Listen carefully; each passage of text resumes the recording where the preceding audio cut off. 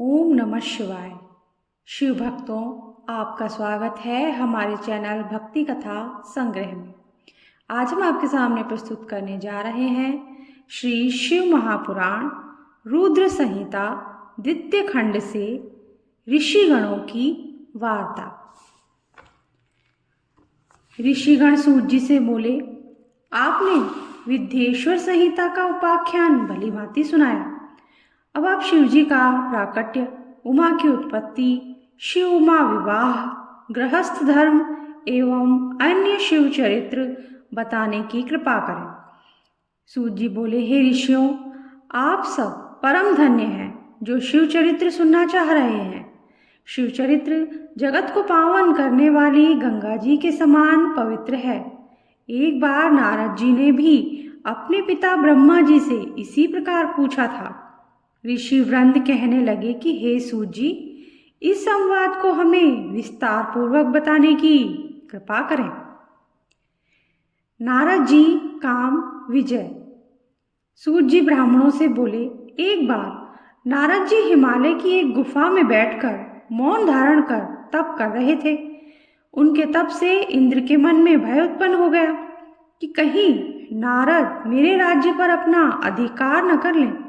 इंद्र ने कामदेव को बुलाकर समझाया कि तुम मेरे मित्र हो, तुम्हारे सहारे ही मेरा शासन चल रहा है। तुम बड़े बड़े ऋषि मुनियों का गर्व चूर चूर कर देते हो।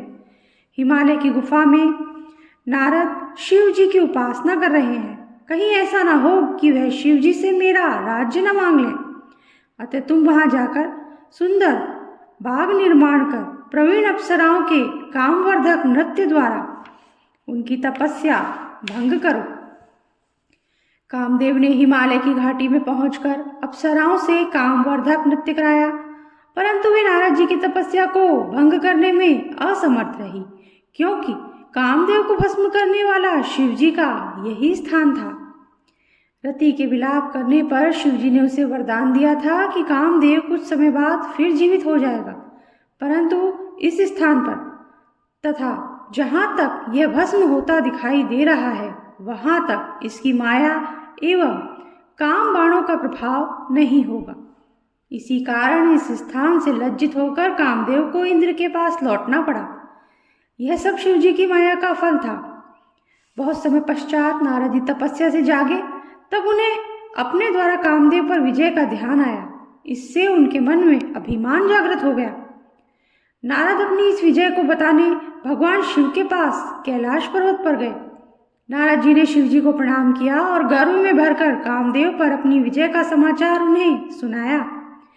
शिव जी ने नारद की प्रशंसा की और बोले, हे नारद, तुम धन्य हो, परंतु इस प्रसंग को अन्य देवी देवताओं से मत कहना, विशेषकर विष्णु जी को मत बताना। परंतु शिव जी की माया को कौन टाल सकता है।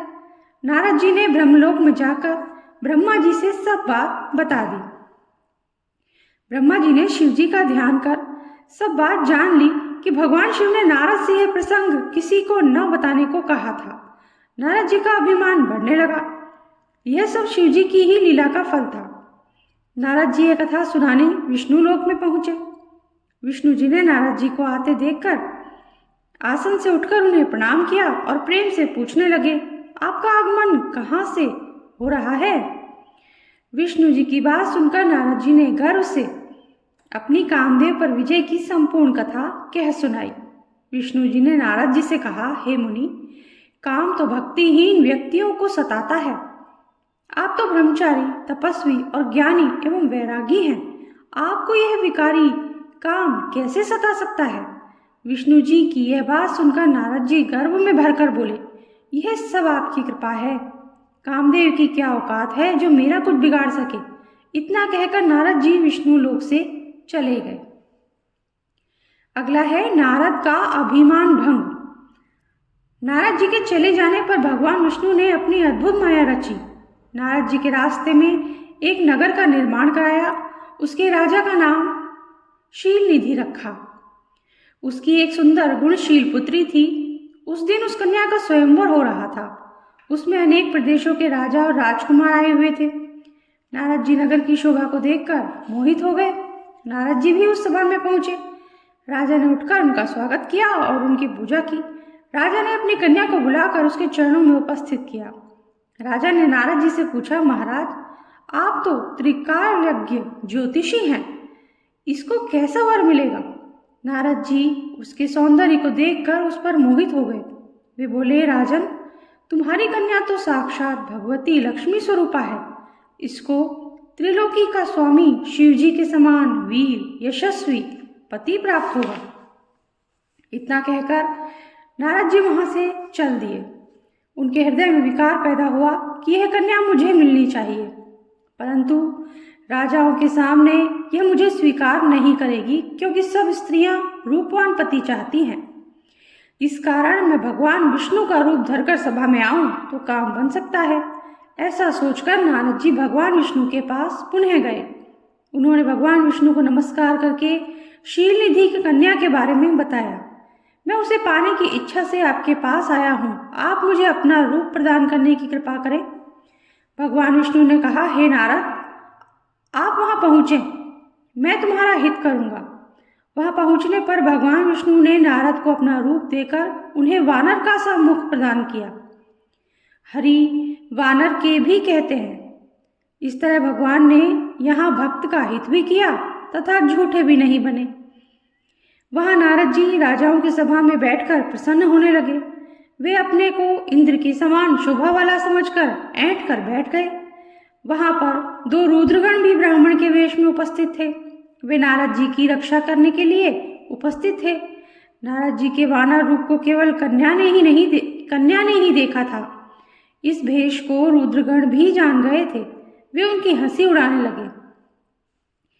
जब कन्या स्वर्ण की जयमाला लेकर स्वयंवर में उपस्थित हुई तो नारद को देखकर क्रोधित हो गई। उसने नारद जी की तरफ मुंह उठाकर भी नहीं देखा। वहां राजा के वेश में विष्णु जी भी उपस्थित थे, तो जो कन्या को विवाह करके ले गए। रुद्रगणों ने नारद जी से कहा, आप दर्पण में जाकर अपना चेहरा देखो, जो वानर का सा बना हुआ है। जब नारद जी ने अपना मुख दर्पण में देखा तो क्रोध में भरकर उन्होंने रुद्रगणों को श्राप दे डाला कि तुमने मेरी हंसी उड़ाई है, अतः दोनों राक्षस बन जाओ। रुद्रगण चुपचाप श्राप को ग्रहण करके शिवलोक को चले गए। नारद जी शिव जी की माया को न समझकर क्रोध में भरकर जल में अपनी परछाई देखकर विष्णु जी के पास गए और क्रोध में भरकर बोले, तुम दुष्ट, कपटी और मलिन मन वाले हो। तुम दूसरों को सुखी होता नहीं देख सकते। तुम पूरे मायावी हो, तभी तो तुमने मोहिनी रूप रखकर दैत्यों को अमृत पिलाया और कलश छीन लिया। तुमने मुझे स्त्री क्लेश से दुखित किया है और स्वयं कपट पूर्वक राजा का रूप धारण कर लिया, अतः तुम मनुष्य रूप में राजा बनकर स्त्री क्लेश से दुखी होंगे। तुमने मेरा वानर का मुख किया है, अतः वानर ही तुम्हारी सहायता करेंगे। विष्णु भगवान ने शिव जी की कृपा से यह श्राप स्वीकार कर लिया। जब शिव जी की माया का पर्दा हटा तो विष्णु जी के साथ जो कन्या थी वह अदृश्य हो गई। नारद एवं विष्णु अपने असली रूप में परिणित हो गए। अब नारद जी को ज्ञान हुआ तो वे पश्चाताप करने लगे और भगवान विष्णु के चरणों में गिरकर क्षमा मांगने लगे। भगवान विष्णु ने नारद जी को उठाकर प्रेम पूर्वक हृदय से लगा लिया और बोले, हे नारद, तुम चिंता न करो, तुम्हें अभिमान ने घेर लिया था। तुमने शिव जी की आज्ञा का पालन नहीं किया था, यह उसी का फल है। यह सब शिव जी की इच्छा का फल है। अब तुम शिव जी के 100 नामों का प्रेम सहित जाप करो, इससे तुम्हारे सभी पाप समाप्त हो जाएंगे। इसी के साथ आज का वीडियो हम समाप्त करते हैं। अगर आपको अच्छा लगा हो तो लाइक ज़रूर कर दीजिएगा, और अगर आपने अब तक मेरे चैनल को सब्सक्राइब नहीं किया है तो सब्सक्राइब कर दीजिए, बेल आइकन प्रेस कर दीजिए, ताकि हमारे आगे आने वाले वीडियोस के नोटिफिकेशन आपको आसानी से मिल सके। Thank you. जय श्री हरि।